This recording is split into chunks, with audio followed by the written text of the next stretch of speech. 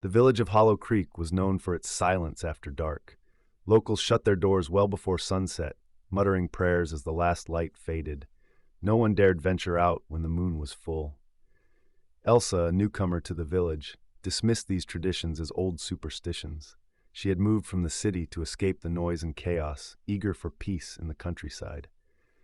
But as October set in, the villagers' warnings grew more frequent, and she began to wonder. One evening, a full moon rose over the hills, its light casting long shadows through the forest. Elsa sat by her window, watching it rise, curious but unafraid. As the night deepened, a strange sound drifted from the woods, low, mournful howls. It was unlike any animal she had ever heard. Ignoring the knot of fear growing in her stomach, Elsa grabbed a lantern and ventured outside.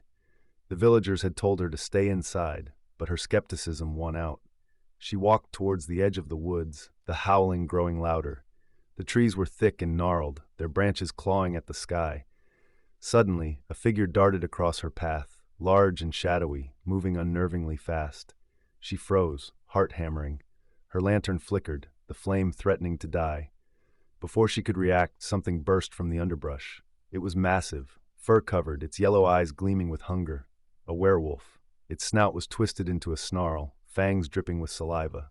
It crouched low, muscles tensing as it prepared to lunge. Elsa turned to run, but the creature was faster. It tackled her to the ground, its claws sinking into her shoulders. She screamed, but the sound barely left her throat. She could feel its hot breath on her neck, the weight of its body pinning her down.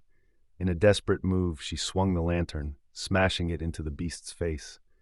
Flames erupted, sending the creature into a frenzied retreat.